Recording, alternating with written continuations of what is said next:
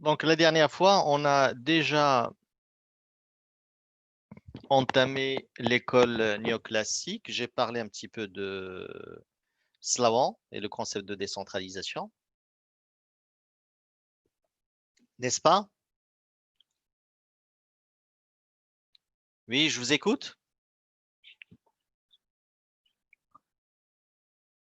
Alors, je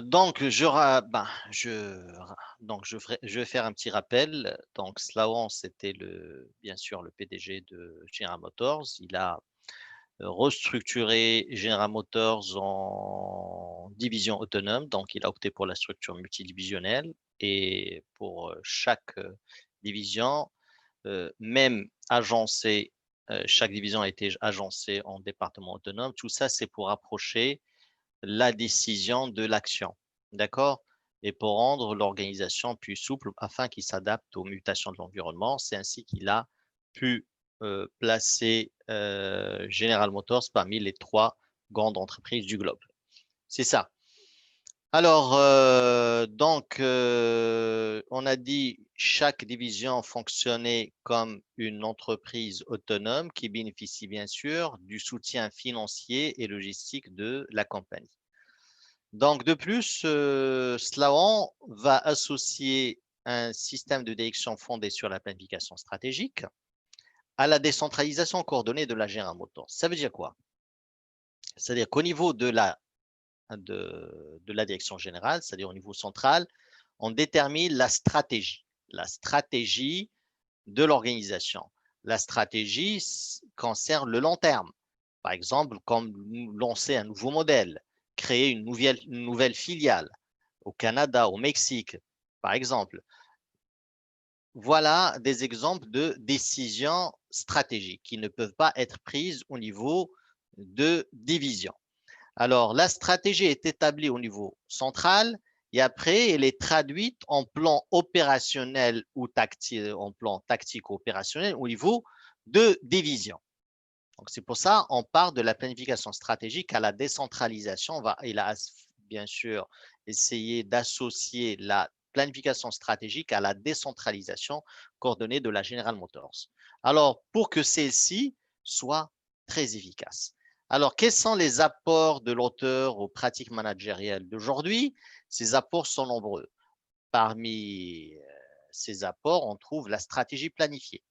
Donc, chaque entreprise actuellement, certes une multinationale, ont une stratégie pour 5 ans, même pour 10 ans, même pour plus. D'accord? La décentralisation par division.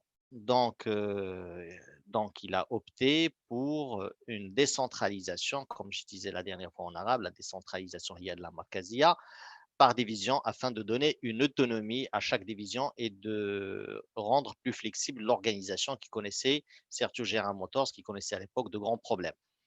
Et donc, il a innové au niveau de la structure, il a apporté une nouvelle forme de structure, à savoir la structure multidivisionnelle. D'accord? La structure multidivisionnelle ou divisionnelle adoptée aujourd'hui par la plupart des grandes entreprises, qui permet à l'entreprise de s'adapter, ce type de structure permet à l'entreprise de s'adapter aux mutations de l'environnement. Le contrôle de gestion par division.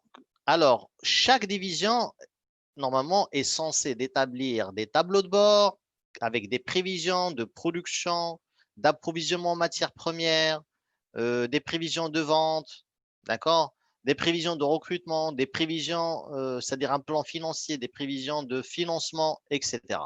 Donc, comme ça, c'est plus facile pour la direction centrale de faire le suivi et de comparer les réalisations avec les prévisions faites par les divisions. C'est ça un petit peu même le rôle principal du contrôle de gestion. En même temps, les débats contradictoires au sein des comités de direction. Au départ, on avait un seul PDG, un directeur général, qui prenait les décisions seul. Il était rarement critiqué par ses subalternes. Mais maintenant, avec la structure multidivisionnelle, on a quoi? On a des directeurs de division qui se réunissent souvent en comité de direction et qui discutent, qui, comment dire, présentent, qui débattent leur projet et ce débat, ces discussions peuvent créer parfois des débats contradictoires. Donc, c'est la thèse de la contradiction créative. D'accord? Ça permet plus d'initiative, plus de liberté, plus de participation. Donc, même s'il y a des contradictions au niveau des débats ou parfois même des conflits au niveau des débats, mais ça reste positif et ça crée plus de créativité au sein de l'entreprise. En définitive, bien sûr, la décentralisation a beaucoup d'avantages. Il a apporté plusieurs avantages aux entreprises tels que la flexibilité, la créativité, la responsabilité, c'est-à-dire c'est une forme de délégation. Donc, les divisions sont plus responsables, plus autonomes, ils prennent plus d'initiatives et ceci fait gagner du temps pour l'entreprise. Et en même temps, ça crée de l'autonomie au niveau de la décision et même au niveau du contrôle. Le contrôle, il est plus commode. Il y a une commodité de contrôle parce que on peut contrôler chaque division en fonction des tableaux de bord prévisionnels qu'il a présentés. Et même lorsqu'on a un problème, on sait d'où ça vient. C'est bon. Est-ce que c'est clair pour la décentralisation? On peut passer à Peter Drucker, les tâches principales du management. C'est bon, il n'y a pas de problème. Il n'y a pas de questions concernant la centralisation. J'attends vos réactions. Est-ce qu'il n'y a pas de questions? Non, monsieur, c'est clair. C'est très clair, c'est bien. Alors, quant à Peter Drucker, euh, comment?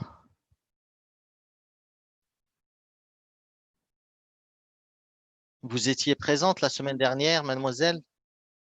Mademoiselle, vous étiez présente et vous avez relu ce passage. Vous êtes sûr que vous avez lu ce passage avant de rejoindre le cours?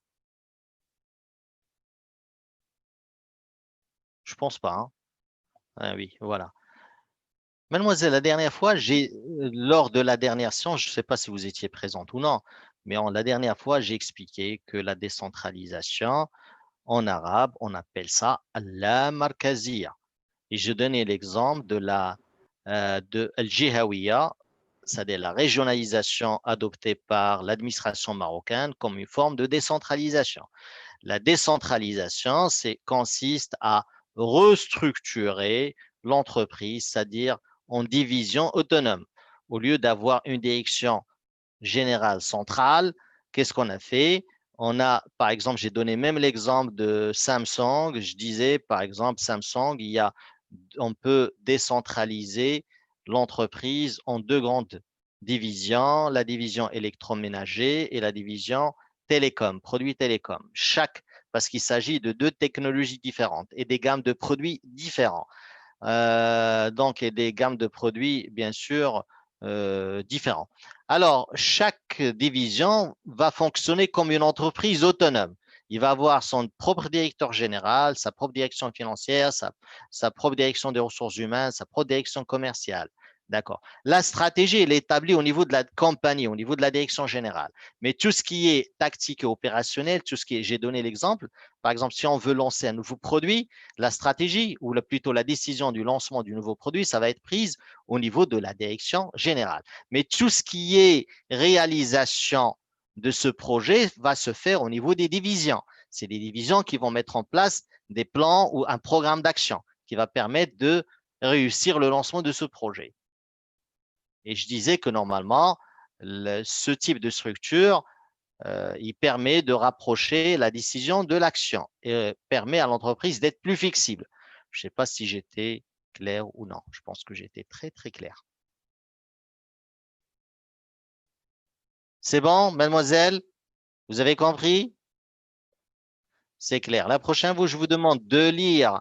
Bah, regardez, la semaine prochaine, on va étudier, Inch'Allah, on va étudier l'école systémique et l'école japonaise. Il se peut que la semaine prochaine, Inch'Allah, on va faire le cours à partir de 14h30, d'accord, jusqu'à 17h. C'est-à-dire on va faire 2h30 de cours au lieu de 1h30. pour pouvoir avancer. C'est-à-dire, je vais prendre les deux promotions, deux promotions pour faire 2 heures et demie de cours. Et je vais parler avec l'administration, si c'est possible, par exemple, de mettre le prof de l'arabe sur une autre marge d'horaire. Est-ce que c'est clair? Donc, renseignez-vous bien de ça. Donc, la semaine prochaine, je vais vous Monsieur, tenir au courant de ça. ديجا ما كنقراوش عند بروف ديال لاغاب هاد الايام نعم ديستونس. شنو قلتي؟ قلت مسيو حنا اصلا ما كنقراوش عند لاغاب ا ديستونس. ولكن دابا غنشوف معاهم دون فاسون فورميل. واخا؟ جو فوا نشوف مع الإدارة بشكل رسمي باش هاد البروغرام تبداو معايا مع 2:30 حتى عندكم 2:30 حتى لاش؟ عندكم لا كونطا بعدا تتقراو ما تتقراو لا كونطا تقراو حتى العشية ياك؟ لا كونتابيليتي. Demain. Là, le matin. اه Le matin. Le matin, la compta. C'est bon. Donc, l'après-midi, généralement, je vais vous donc regrouper les deux semi-promotions. Alors, je continue. Peter Drucker et les tâches principales. D'accord, les tâches principales. Alors, je rappelle, j'ai déjà parlé de Peter Drucker. Donc, c'est un Viennois, donc autrichien, né en 1909, vient de mourir en 2004. C'est un consultant et professeur en management aux États-Unis. D'ailleurs, comme Slaon, c'est un praticien puisqu'il était consultant. Et je disais que les chefs de file de cette école, l'école néoclassique, ce qu'on appelle l'école empirique, la plupart, c'était des praticiens. D'accord, des praticiens. Et Peter Drucker normalement est considéré comme le théoricien du management le plus célèbre et le plus populaire de ce siècle. On l'appelle le pape du management, le pape du management. Alors, vous savez qu'en Occident, quelqu'un qui arrive au sommet, on l'appelle le pape. Nous, dans le monde musulman, on ne peut pas l'appeler l'imam. Pour eux, le pape, c'est le sommet. Alors, il est l'auteur d'une cinquantaine d'ouvrages consacrés au management. Ces ouvrages, normalement, se distinguent par leur portée pragmatique et opérationnelle pour les managers. Donc, c'est des ouvrages très simples et donc, dont les principes peuvent être appliqués facilement par les managers. Parmi ces propos, Drucker cite que le management est en fait la fonction essentielle et capitale de notre société. J'ai déjà expliqué ceci. Vous vous rappelez lors de la première séance, j'ai expliqué un petit peu ce propos, ou je le réexplique encore une autre fois. C'est clair?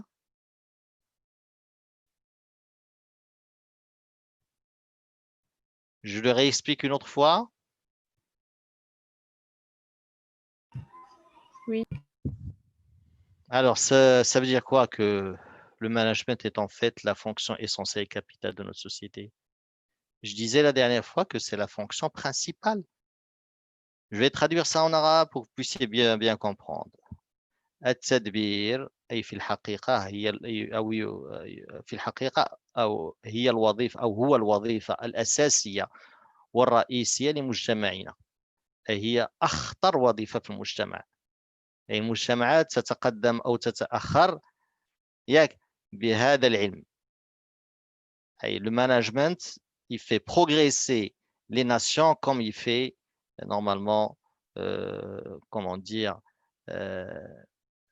les entreprises ou là plutôt les nations qui n'ont pas, puisqu'on parle des sociétés mujtama'at, les nations qui ont des problèmes au niveau du management, bien sûr, normalement ne connaissent pas de progrès et à tous les niveaux. Et j'ai donné l'exemple, je disais que en Europe ou dans les pays occidentaux, j'ai donné l'exemple des hôpitaux. Normalement, les hôpitaux à l'étranger ont des managers qui ont étudié le management hospitalier, c'est-à-dire ils n'ont pas des médecins à la tête de l'hôpital. Et je disais aussi que l'administration, normalement qu'aux États-Unis, pour accéder à l'administration, il faut étudier ce qu'on appelle le CPM, Certificate of Public Management. Donc, ce certificat permet à ceux qui vont accéder au Parlement ou accéder à n'importe quelle fonction au sein de l'entreprise, d'avoir un certificat d'aptitude en management. Donc, avec le management, on peut faire évoluer l'enseignement, on peut faire évoluer la technologie, la médecine, n'importe quel domaine, l'agriculture, etc. D'accord? C'est la science la plus importante. D'ailleurs, Drucker il dit qu'il est la science capitale de notre société. Donc, il faut s'estimer heureux déjà d'être dans une école de management parce que c'est grâce aux managers comme vous que notre pays peut connaître un essor dans tous les domaines. Alors, je reprends. Donc, parmi les propos de Drucker, également, le management est un travail comme tel avec une compétence particulière, c'est-à-dire il nécessite une compétence, une qualification dans le domaine de la planification, l'organisation, la direction, le contrôle, nécessite la maîtrise des outils, de systèmes d'information, des outils financiers, des outils comptables, etc.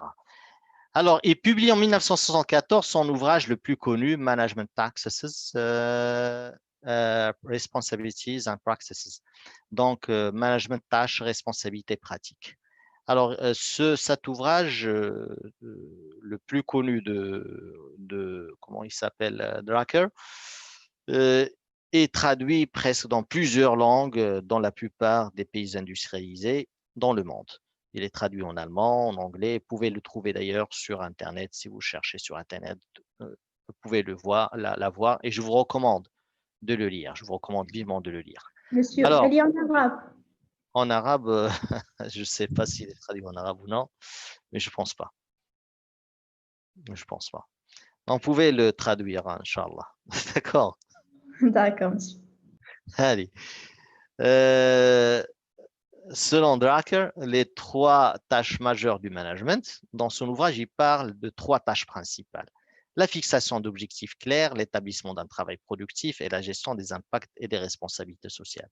Chaque organisation, quelle que soit sa nature, que ce soit une entreprise, d'accord, un État, une armée, n'importe quel type d'organisation, une ONG, organisation non gouvernementale, doit toujours travailler avec des objectifs clairs, opérationnels, motivants, qui permettent la répartition des tâches ou du travail et des missions spécifiques. Donc, premièrement, avoir des objectifs clairs. Deuxièmement, établir un travail productif. Donc, l'établissement d'un travail productif et d'une satisfaction au travail. Alors, pour que le travail soit productif, il faut d'abord satisfaire les membres de l'équipe ou le personnel. Il faut lui préparer un climat favorable de travail, d'accord? Et satisfaire, bien sûr, le personnel et quel que soit son niveau hiérarchique. Il faut qu'il trouve une satisfaction au sein de l'entreprise pour qu'il puisse être productif au sein du travail. Troisièmement, la gestion des impacts et des responsabilités, la gestion des impacts et des responsabilités sociales. Alors, la gestion des impacts et des responsabilités sociales, pour Drucker, l'entreprise, c'est une communauté composée de personnes. Donc, il faut en même temps prendre en considération la gestion des relations, d'accord? Tout ce qui est relations entre personnes, tout ce qui est social au sein de l'entreprise, y compris la gestion des conflits, la dynamique de groupe, les techniques d'animation d'équipe, etc. Ça, c'est très important aussi pour l'entreprise. Alors, pour remplir ces tâches, l'auteur tente de dresser 5 principes d'action à l'attention des dirigeants de l'entreprise. Alors, ces 3 tâches principales, pour les remplir, l'auteur dresse 5 principes d'action. Premièrement, déterminer des objectifs à atteindre. Donc, déterminer les objectifs à atteindre. Chaque entreprise doit d'abord, ou chaque organisation doit avoir des objectifs. En même temps, établir les priorités au niveau de ces derniers, au niveau des objectifs. Analyser, organiser le travail en une structure, C'est-à-dire, autrement dit, une fois qu'on détermine les objectifs, il faut répartir les tâches. Et pour répartir les tâches, il faut d'abord décrire la nature du travail selon un descriptif du poste qui décrit toutes les tâches à réaliser en fonction des qualifications des personnes ou les qualifications nécessaires pour réaliser telle ou telle tâche. D'accord? Tout ça selon une structure où est faite une bonne répartition du travail avec de bons mécanismes de coordination. Ensuite, assurer un rôle motivationnel et communicationnel. Le rôle aussi de la direction, c'est de motiver le personnel pour qu'il adhère aux objectifs établis d'accord, par l'entreprise ou l'organisation. Ensuite, piloter avec des instruments de mesure et des normes élaborées. Donc, il faut aussi mettre en place des instruments pour contrôler ou piloter une entreprise ou une organisation. Il faut mettre en place des instruments de mesure avec des normes, des normes de suivi et de contrôle.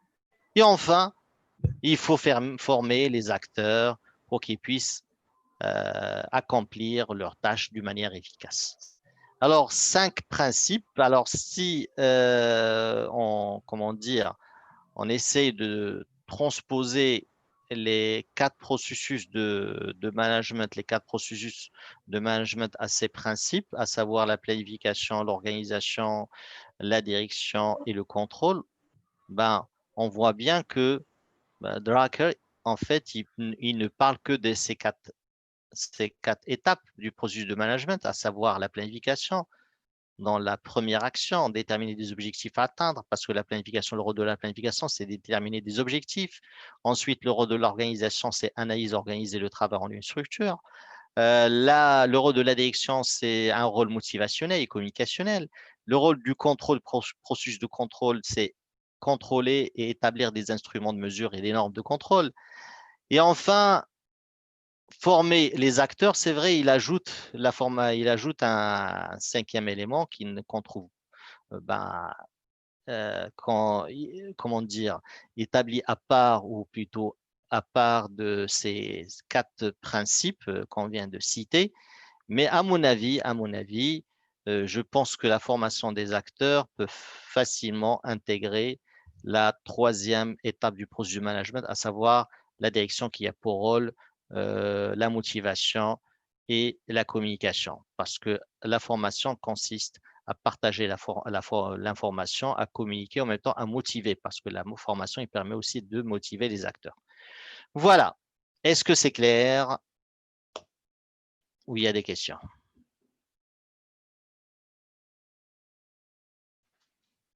C'est clair, monsieur. Oui, c'est clair. C'est clair, c'est clair, c'est C'est clair, clair. c'est bien, c'est bien.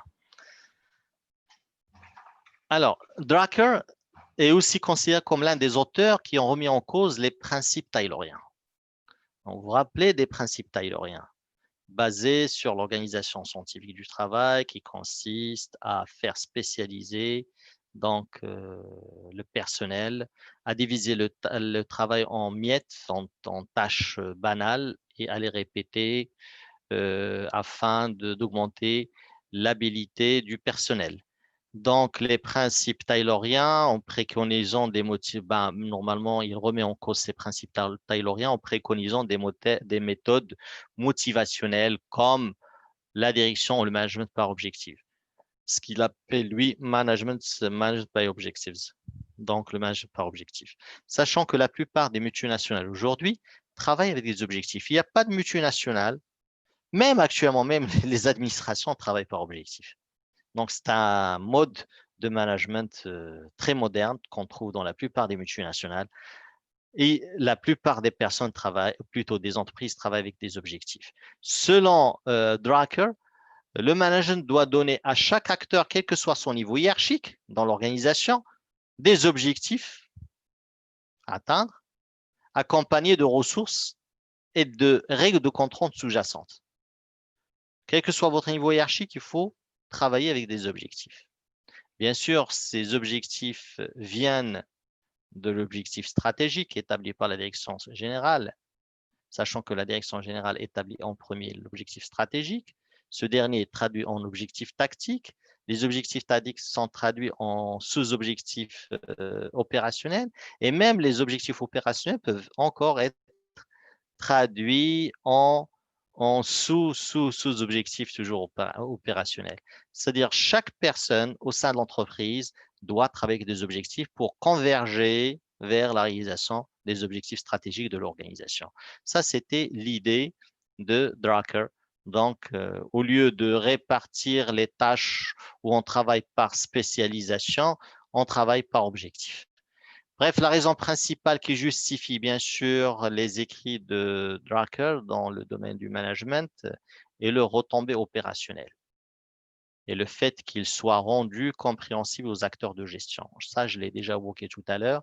Je disais que le travail de Drucker est caractérisé par son aspect pragmatique, pratique et opérationnel. Et en plus, il a mis en place des principes qui sont très simples à comprendre, compréhensibles par les acteurs en gestion. Octave Géligné et les fondements de l'efficacité des entreprises. Donc, avant de passer à Octave Géligné, est-ce que le propos de Drucker est clair?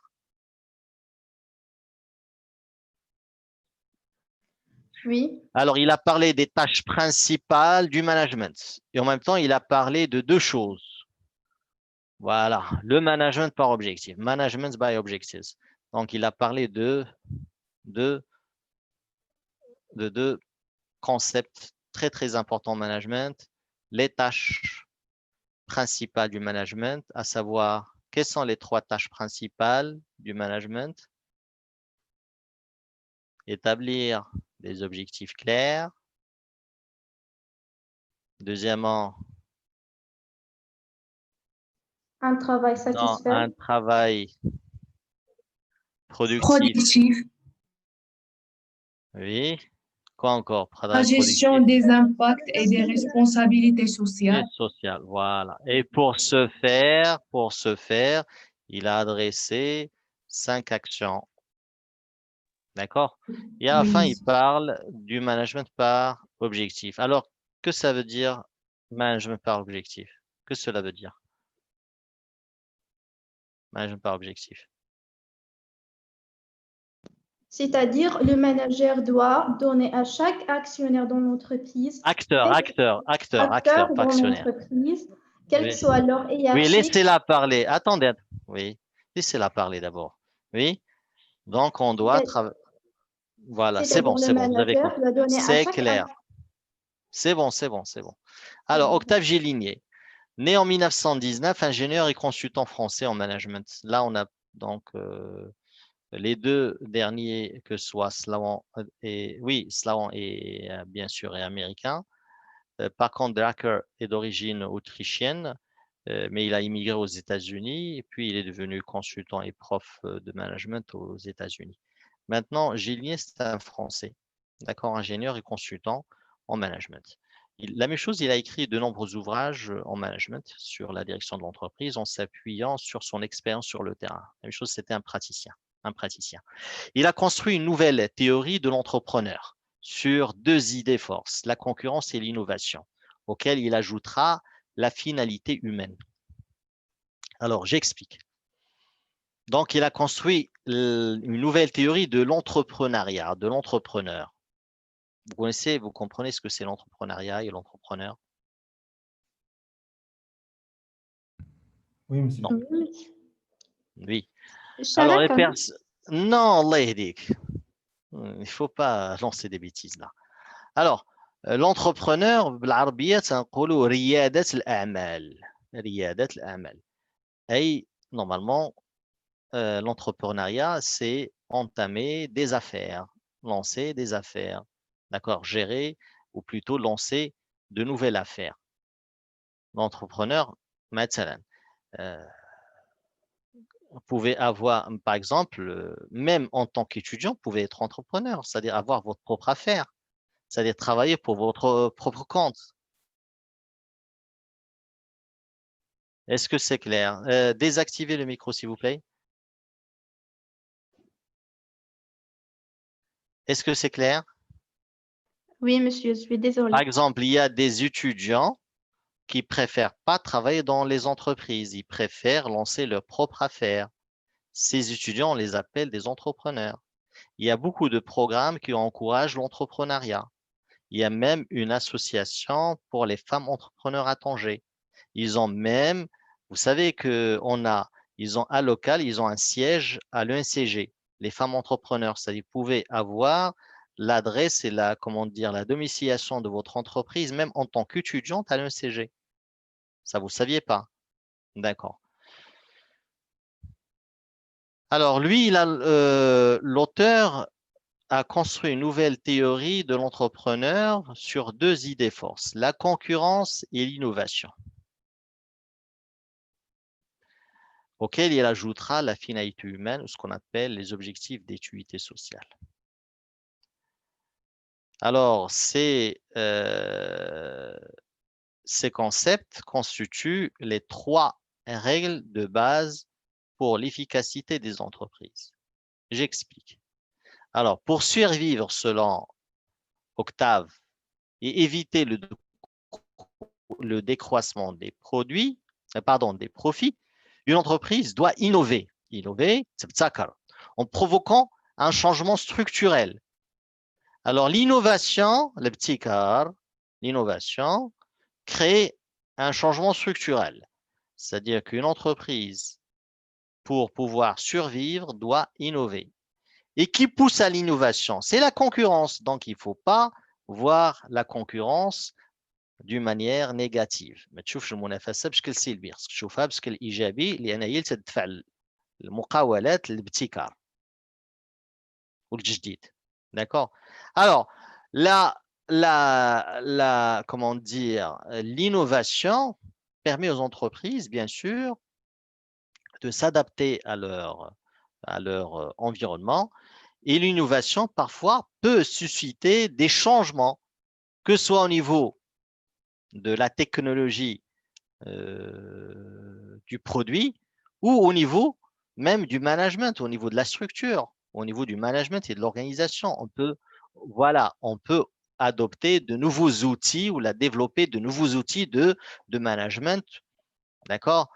Alors, cette innovation peut parfois susciter des changements, au niveau de la structure. Donc, les changements, généralement, génèrent un déséquilibre au sein de l'entreprise. Mais ça reste un déséquilibre positif, profitable pour l'entreprise. Alors, pour être efficace, selon Géligné, pour être efficace, l'entreprise doit clarifier sa politique générale. Sa politique générale, c'est-à-dire sa stratégie de développement. L'entreprise, pour être efficace, doit avoir une stratégie de développement sur les 5 ans, 7 ans et même plus.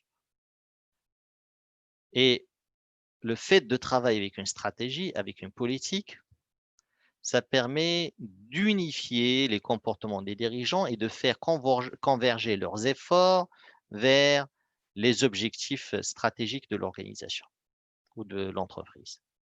Alors, cette politique générale ou cette stratégie doit prendre en compte le type de concurrence sur le marché, le cycle de vie du produit commercialisé par l'entreprise.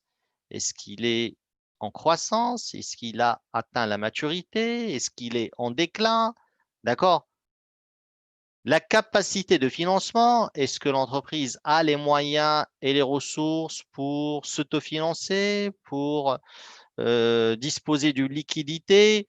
La rentabilité de l'activité, est-ce que l'activité de l'entreprise elle est toujours rentable? D'accord?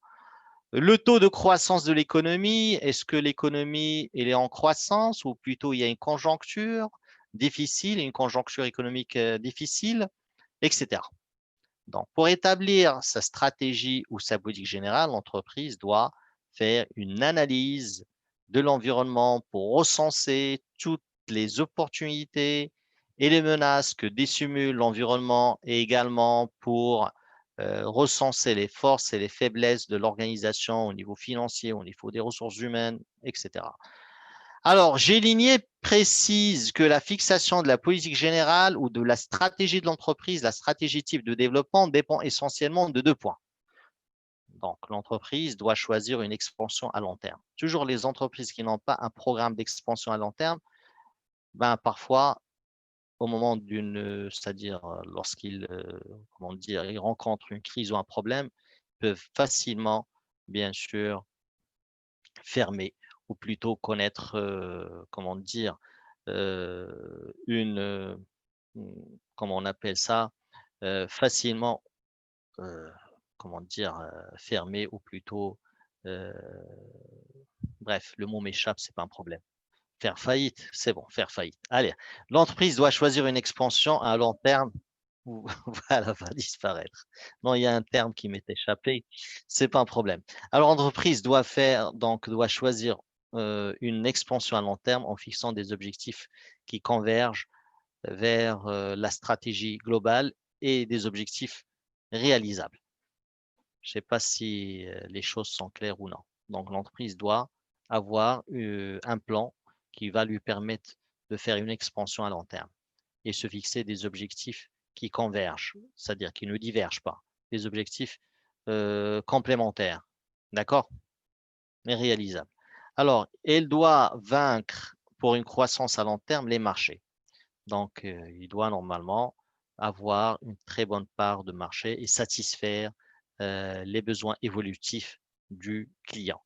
Donc, les financements, il doit en même temps vaincre à long terme les financements, il doit être indépendante au niveau financier. Donc, et surtout, vaincre la croissance de la compétence de l'équipe dirigeante.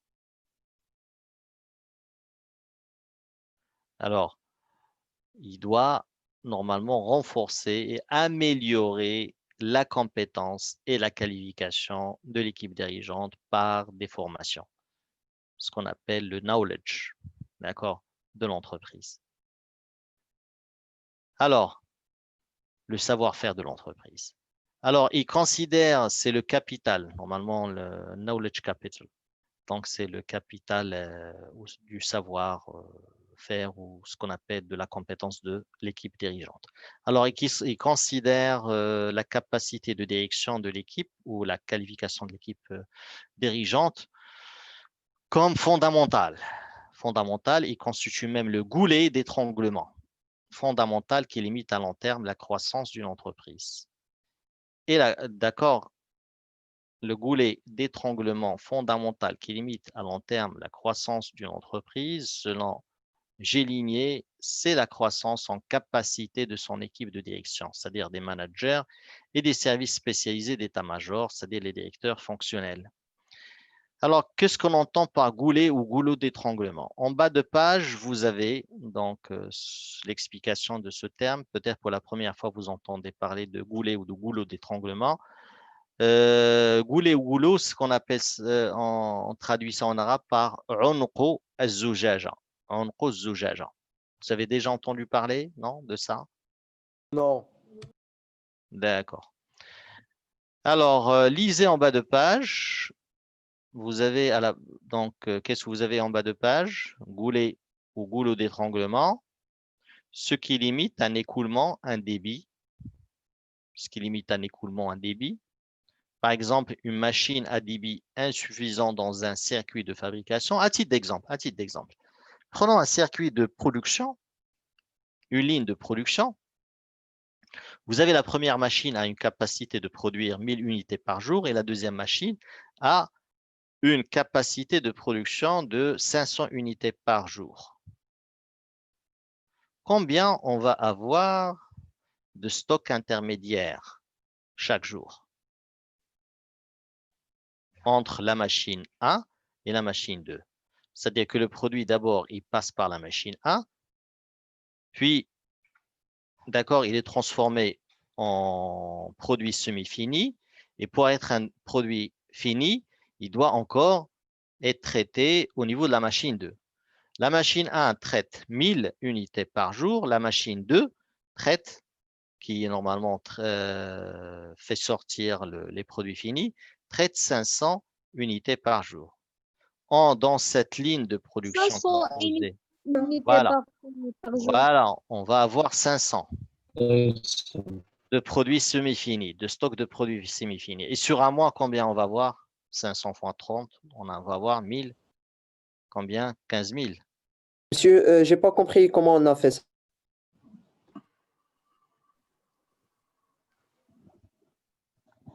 Je disais, entre la première machine et la deuxième machine, les deux machines A et 2, la machine A et B, constituent une ligne de production. La première machine traite 1000 unités par jour. Deuxième machine traite 500 unités par jour. Alors, dans cette ligne de production, avant d'avoir les produits finis, combien on va avoir de produits finis par jour?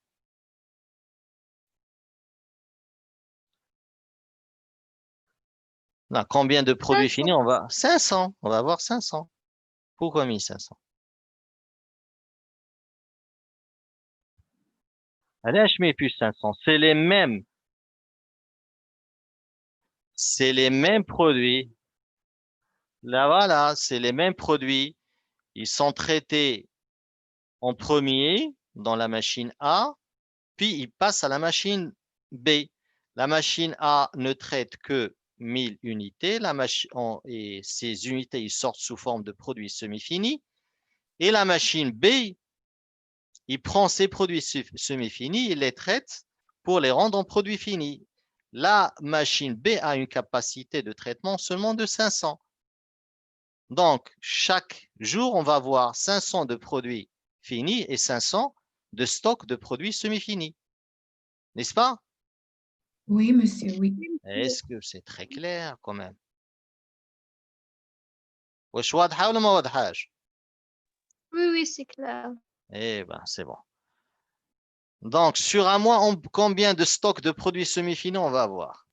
15 000. 15 000. 15 000. C'est énorme à gérer. C'est énorme à gérer, hein, comme quantité à gérer. Et sur 2 mois, 30 000. Et sur une année, combien? C'est impossible de gérer cette quantité. Donc, la deuxième machine B constitue ce qu'on appelle un goulot ou un goulet d'étranglement, c'est-à-dire ça limite l'écoulement ou le débit de production. C'est clair? Est-ce que c'est clair? Oui, monsieur. Donc, cette Oui, machine monsieur, c'est clair. a un débit insuffisant dans le circuit de fabrication. Donc, c'est un goulet, représente un goulet d'étranglement. Quand tu verses de l'eau, c'est-à-dire la tête de la bouteille, limite le débit d'eau et on l'a fait rétrécir exprès pour ne pas écouler beaucoup d'eau. N'est-ce pas? Voilà, ça ce qu'on appelle goulot ou goulet d'étranglement. Alors, pour résoudre ce problème, normalement, les goulets d'étranglement sont souvent traités au niveau de la logistique. Si vous faites une spécialité logistique, normalement, vous auriez à résoudre ce type de problème. Alors, normalement, qu'est-ce qu'on devrait faire? Soit acheter une deuxième machine, d'accord? Donc, on va voir au niveau B, 2 machines B. Au niveau 2, on va avoir 2 machines de B. C'est bon. Comme ça, on ne va pas avoir de stock. Comme ça, on ne va plus avoir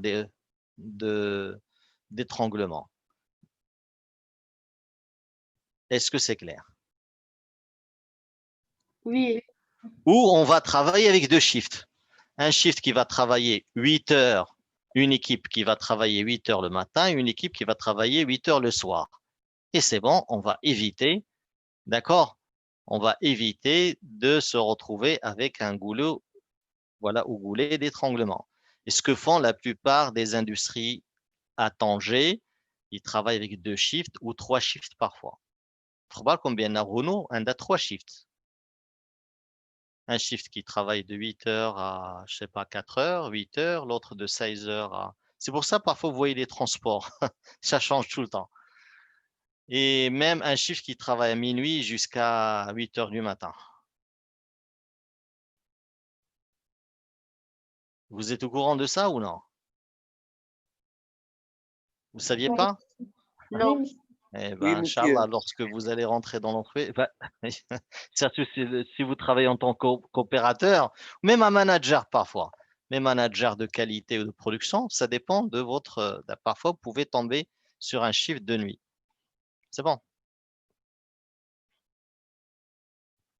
Alors, et on a dit, ben, la même chose, on le dit, goulet d'étranglement, ça, on peut aussi donc l'avoir au niveau de la circulation de la ville.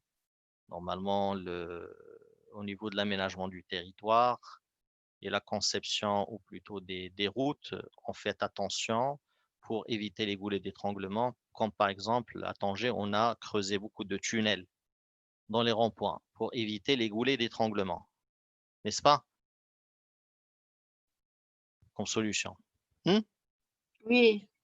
Voilà. Alors, je reprends ce que disait Drucker. Gélinier. Gélinier, il dit que le goulet d'étranglement de la croissance de l'entreprise, c'est quoi? C'est la croissance en capacité de son équipe de direction. Si l'équipe de direction n'évolue pas au niveau de la compétence, au niveau des qualifications, l'entreprise ne peut pas évoluer. C'est pour ça qu'il faut toujours renforcer la compétence, la qualification et la formation du personnel. C'est bon? Pour que l'entreprise puisse connaître une croissance. Donc, pour lui, le plus important au sein de l'entreprise, c'est le capital et le savoir-faire des équipes, ce capital humain, c'est le savoir-faire, surtout des cadres, c'est le savoir-faire des cadres. Donc, et la qualification des cadres. Non, il parle des cadres plus, et non pas du personnel, des cadres. Alors, l'auteur souligne également que la pyramide des objectifs doit être superposable à la pyramide hiérarchique. C'est-à-dire qu'il faut fixer des objectifs propres à chaque niveau hiérarchique tout en étant complémentaires. Qu'est-ce que vous avez compris ici? c'est-à-dire l'importance des objectifs, il faut leur donner selon le D'accord, la non, hiérarchie. plus ou moins, plus ou moins. C'est-à-dire, s'il dit la même chose que Drucker, c'est-à-dire il faut fixer un objectif pour chaque niveau hiérarchique. C'est-à-dire il faut travailler avec des objectifs et chaque niveau hiérarchique doit travailler avec un objectif et les objectifs doivent converger vers l'objectif stratégique ou la politique ou la stratégie de développement de l'organisation, la stratégie type de développement, ce qu'il appelle la politique générale de l'entreprise. C'est-à-dire chaque acteur, quel que soit son niveau hiérarchique, doit travailler avec des objectifs. C'est clair? Oui, monsieur.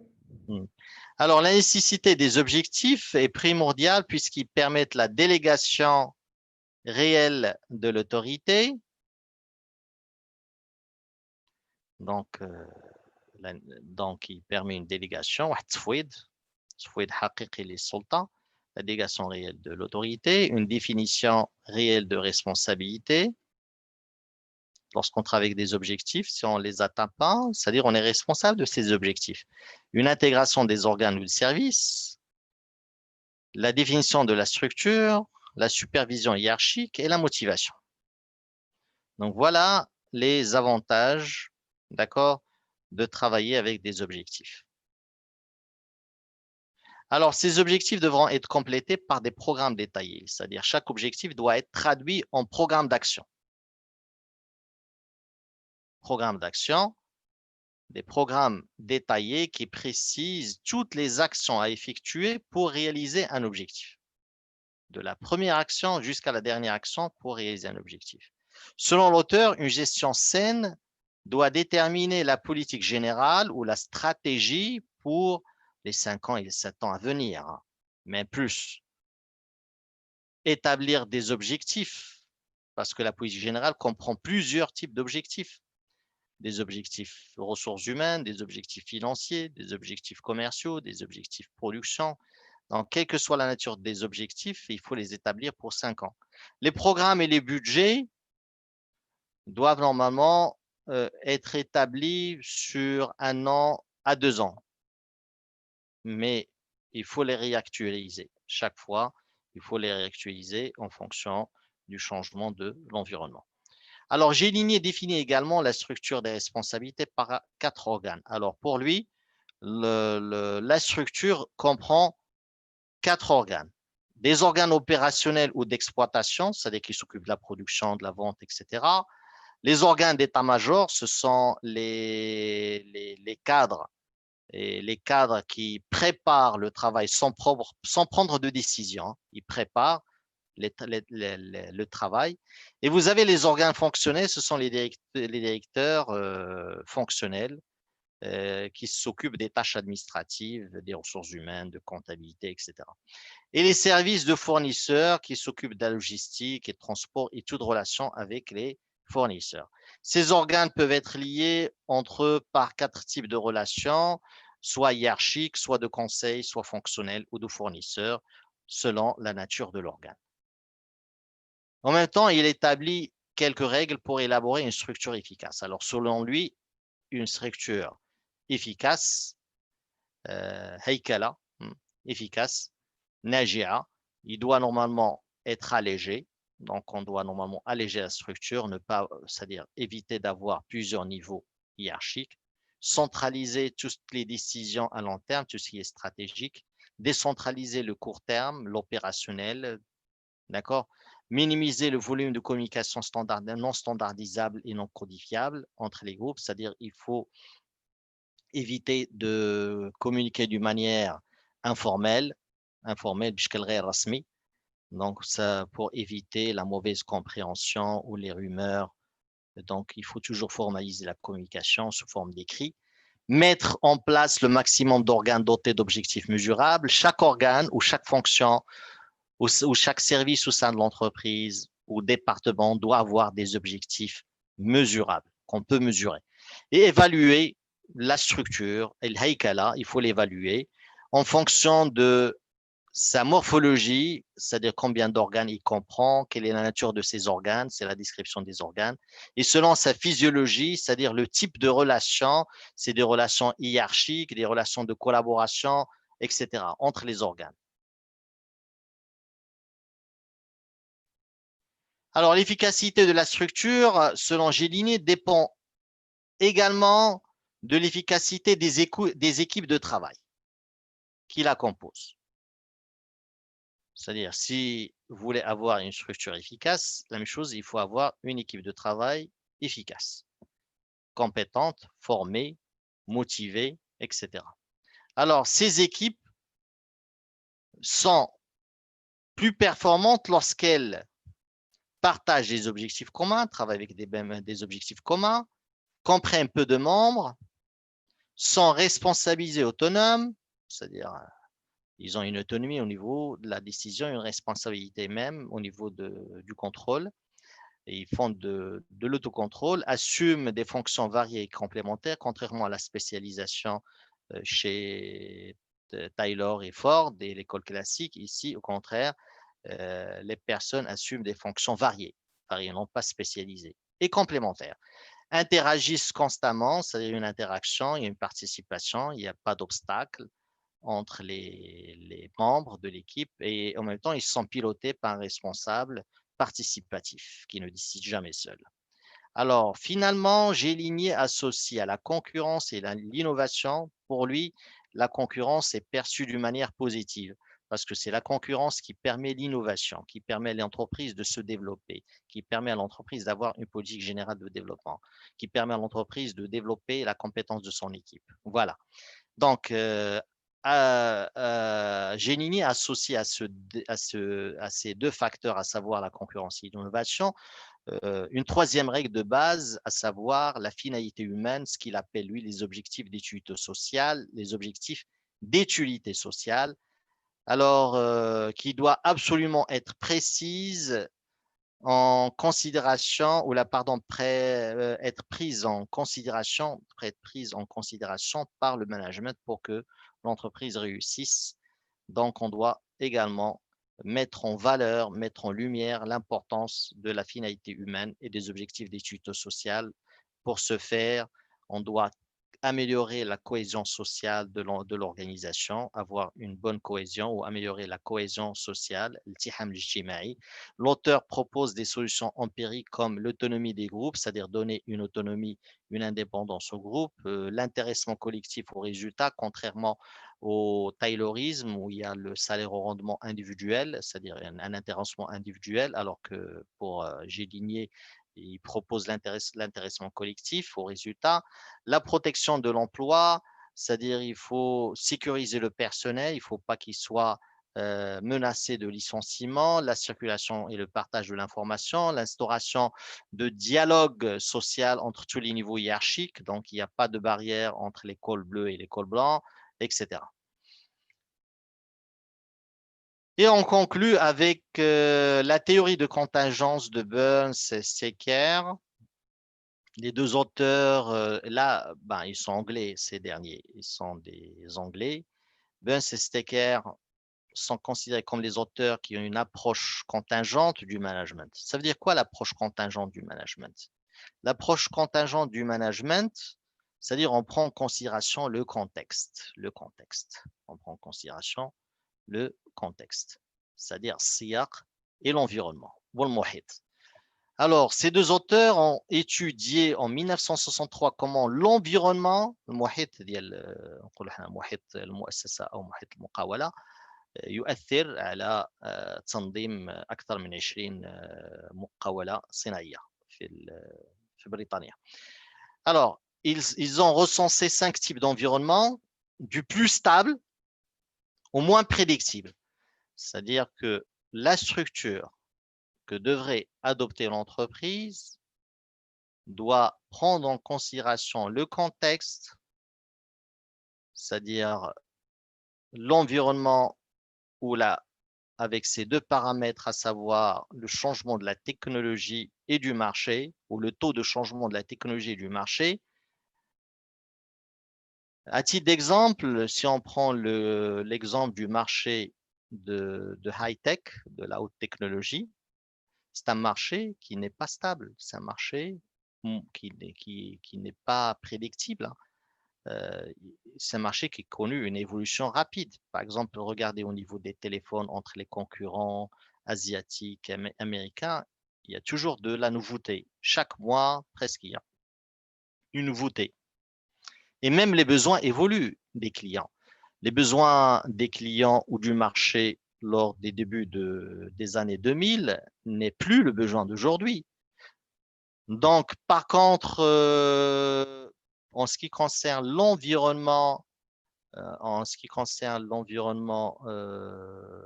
des boissons gazeuses, si on prend Coca-Cola, le changement au niveau de la composition de la boisson est toujours le même, il n'a pas évolué. La même chose que le besoin. Les besoins du marché n'ont pas évolué. Donc, c'est un marché qui est très stable.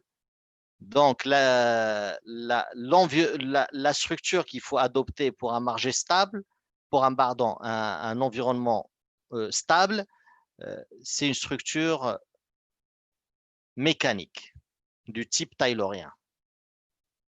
Tandis que pour un environnement évolutif et dynamique, il faut opter pour une structure organique, une structure qui évolue.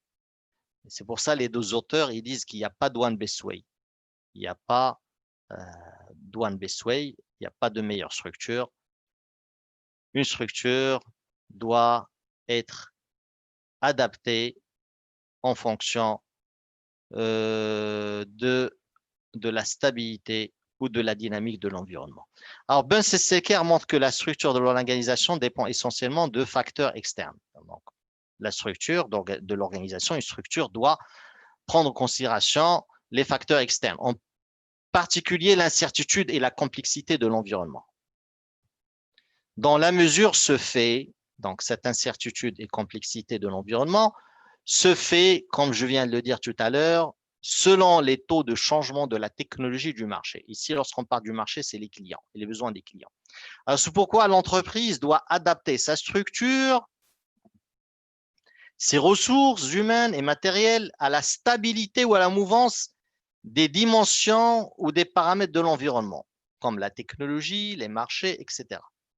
Alors, les deux auteurs distinguent deux types de structures, à savoir un système d'organisation mécanique de type taylorien adapté à des conditions environnementales stables et un système d'organisation organique adapté à des conditions environnementales dynamiques. Alors, regardez la différence entre même les concepts ou les mots concepts adoptés par les deux auteurs. Lorsqu'on parle de mécanique, c'est presque le même mécanisme et les mêmes procédures utilisées. D'accord? Lorsqu'on parle de l'organisation organique, l'organique, c'est vivant, c'est-à-dire l'organique évolue, c'est évolutif. Une organisation organique, c'est-à-dire c'est une organisation qui est évolutive en fonction des conditions de l'environnement. Alors, pour mieux comprendre ces deux types de structures, donc lisez l'exemple dans l'ouvrage. À titre d'exemple, une industrie de secteur pharmaceutique doit avoir d'une part deux structures, une structure organique, un département de recherche et de développement, adapté à des conditions environnementales changeantes, favorisant ainsi des conditions dynamiques de progrès, d'innovation, etc. Et d'autre part, l'entreprise doit disposer d'une structure mécanique pour la production standardisée, adaptée pour des conditions environnementales stables et prévisibles. Alors, prenons le cas d'une entreprise du secteur pharmaceutique. Il peut avoir une structure mécanique de type taylorien avec de la spécialisation pour la production standardisée pour les produits déjà connus dans les molécules connues, comme par exemple du paracétamol, où les formules sont, ou plutôt les molécules sont très connues. On peut opter pour une structure mécanique avec de la spécialisation, avec même une division de travail, etc. Mais pour le labo de recherche, c'est impossible d'opter pour une structure mécanique. Au contraire, il faut opter pour une structure organique parce que vous avez des chercheurs qui ont un niveau d'instruction très élevé. Et en même temps, pour favoriser la créativité et l'innovation, il faut opter pour une structure organique. D'accord? Par exemple, pour trouver un vaccin Covid, il faut que les personnes travaillent ou les chercheurs travaillent dans de bonnes conditions, aussi matérielles que psychologiques et sociales. Alors, en conclusion, les deux auteurs, Burns et Secker, précisent que les entreprises peuvent connaître des problèmes de fonctionnement et de compétitivité lorsqu'ils adoptent une structure qui n'est pas adaptée à son environnement. Ou lorsque l'environnement connaît des mutations et l'entreprise n'est pas encore consciente, il garde toujours sa structure mécanique. Selon les deux auteurs, il n'y a pas un type idéal d'organisation, comme je viens de le noter tout à l'heure. Il n'y a pas de one best way, puisque la structure organique est mieux adaptée aux environnements instables et la structure mécanique l'est concernant les environnements stables. Maintenant, pour faire la différence entre l'organisation de type mécanique et l'organisation de type organique, je vous invite à voir le tableau de 1 qui illustre les caractéristiques des organisations selon le type mécanique-organique. D'abord, les caractéristiques de l'organisation de type mécanique. Alors, qu'est-ce qu'on trouve dans une organisation de type mécanique? On trouve une division des problèmes et des tâches entre spécialistes, c'est-à-dire une spécialisation. Une exécution de chaque tâche plus ou moins isolée de l'exécution des autres tâches. Toujours le même principe de spécialisation de Taylor. Un contrôle immédiat de l'exécution des tâches par le supérieur hiérarchique. Donc ici, c'est le principe de la proximité du contrôle soulevé par le Taylor et Ford et les auteurs de l'école classique. Une définition précise du travail de chaque rôle fonctionnel. Donc, toujours dans le cadre de la spécialisation, une structure hiérarchique proposée par la plupart des auteurs hiérarchique ou pyramidale proposée par la plupart des auteurs de l'école classique, et localisation de la connaissance des problèmes au sommet de la hiérarchie, des communications presque uniquement verticales sous forme d'instructions, d'accord, il n'y a pas de participation, il n'y a pas de communication ascendante et descendante, donc seulement presque uniquement verticales, donc des communications descendantes. Une insistance sur la loyauté et l'obéissance, on trouvait ça la même chose dans le cadre de, comment dire, de l'école, de la plupart des auteurs de l'école classique, une considération plus grande pour une connaissance interne, c'est on s'intéresse plus aux problèmes de l'organisation interne et non pas aux problèmes de l'environnement. Tandis que pour l'organisation de type organique, il y a une continue redéfinition des tâches individuelles en fonction des projets. Chaque fois qu'on change de projet, on redéfinit les tâches de nouveau. Une participation de chacun bien au-delà de ses limites de responsabilité. Donc, chacun peut bien sûr être concerté et consulté au-delà de ses limites de responsabilité. Un réseau compliqué de contrôle. Donc, généralement, on favorise ici l'autocontrôle. Des communications qui sont plutôt sous forme d'informations et des avis que des instructions, des décisions, c'est-à-dire on ne donne pas d'ordre ou des directives autoritaires. Au contraire, la communication se fait sous forme d'informations et d'avis que de directives ou d'instructions. Une localisation de la connaissance partout, c'est-à-dire il y a un partage de l'information partout dans la structure et non plus au sommet. De nombreuses communications latérales. Je dis latérales, c'est-à-dire transversales, entre les mêmes niveaux. Entre les mêmes niveaux, c'est-à-dire que les gens du même niveau hiérarchique communiquent et collaborent sans passer par la voie hiérarchique ou sans avoir l'obligation de passer par la voie hiérarchique, c'est-à-dire l'accord de leur supérieur hiérarchique. Une connaissance technique plus appréciée que la loyauté. Ce qui nous intéresse ici, c'est l'expertise, la connaissance et la qualification. Parfois, lorsqu'on ne dispose pas de cette connaissance et de cette expertise, on peut même sous-traiter à des entités externes. Donc, c'est pour ça qu'on a dit c'est la connaissance technique et l'expertise qui est appréciée plus que la loyauté. Voilà les deux types d'organisation que peuvent adopter les entreprises en fonction de la stabilité de leur environnement. Et sa stabilité est jugée en fonction du taux du changement de la technologie et du marché. Bref, voilà, j'ai terminé la séance d'aujourd'hui. Si vous avez des questions, n'hésitez pas avant de conclure. Donc, des Monsieur, questions? Oui. qu'est-ce que ça veut dire une insistance sur la loyauté et l'obéissance? La loyauté, شنو هي بالعربية la loyauté؟ هو الولاء. Être fidèle. Oui, هو الولاء, la loyauté. Et ce que j'étais en train d'expliquer tout à l'heure, je disais que au sein des organisations de type organique, la connaissance et l'expertise priment sur la loyauté. أي تلا ما لقيناش ناس عندنا عندهم هاك الخبرة وعندهم هاك الكفاءة وعندهم هاك المعلومات اللي محتاجين ليها، ماشي ضروري ناخذوها مع الناس ديالنا في المؤسسة. نقدروا نطلبوهم نسو-traiter, on peut sous-traiter à des entités externes. نقدروا نعيطوا على خبراء من برا ونخلصهم او دي كابيني ودي كونسلتون نخلصهم، ماشي ضروري خص يكون لو بيرسونيل ديالنا. واش فهمتوا اش بغيت نقول لكم؟ واضحه؟ Ah oui, monsieur. ايوا خصنا نبدا نفسروا بالدارجه وبالعربيه باش تفهموا.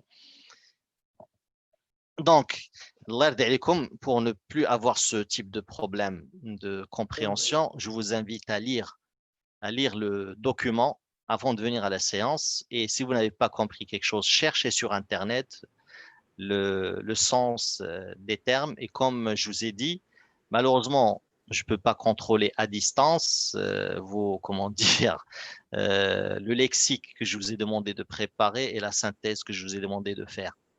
Donc, la prochaine fois, il faut faire une synthèse de l'école systémique et ainsi que le lexique de l'école systémique et de l'école japonaise. Comme ça, on va conclure, Inch'Allah, ce chapitre pour, oui, jusqu'à l'école japonaise. L'école japonaise comprise. C'est Monsieur, bon? Oui. les enregistrements des séances sur la plateforme de l'INCG. Non, j'ai une chaîne YouTube. Je vais mettre ces enregistrements sur ma chaîne YouTube. C'est bon. Après, je vous donnerai C'est le bon, lien. monsieur. C'est bon. Allez, bon courage. Monsieur, j'ai une dernière question. Oui. Monsieur, Alors, si ne sommes pas présents dans les séances de Zoom, on peut poursuivre nos études dans votre chaîne YouTube? non, je vais les mettre déjà. C'est des séances qui ne sont pas qui ne sont pas en live. C'est-à-dire la séance d'aujourd'hui va être mise sur la chaîne YouTube. Oui, dès le début, oui. D'accord, monsieur, j'ai compris. Merci. Oui, mais la présence est obligatoire parce qu'avec Zoom et Google Meet, je contrôle la présence avec les noms même. C'est-à-dire j'ai un moyen système pour me donner la liste de tous les présents avec leurs noms. C'est pour ça que je vous invite à mettre vos noms. Les noms qui ne, si vous mettez pas votre nom sur Zoom ou sur Google Meet, pour moi, vous êtes considéré comme absent. Je contrôle ça. D'accord? Chaque séance, j'ai la liste de tous les présents sur Google, sur la plateforme Google et sur Zoom. Donc, il faut faire attention et faire circuler cette information. Il faut toujours. D'accord? Et je fais très attention à la présence. Allez, bon courage. D'accord, monsieur. Merci. Je vous en prie. Au revoir. Au revoir, monsieur. Au revoir, Au revoir. Au revoir. Au revoir.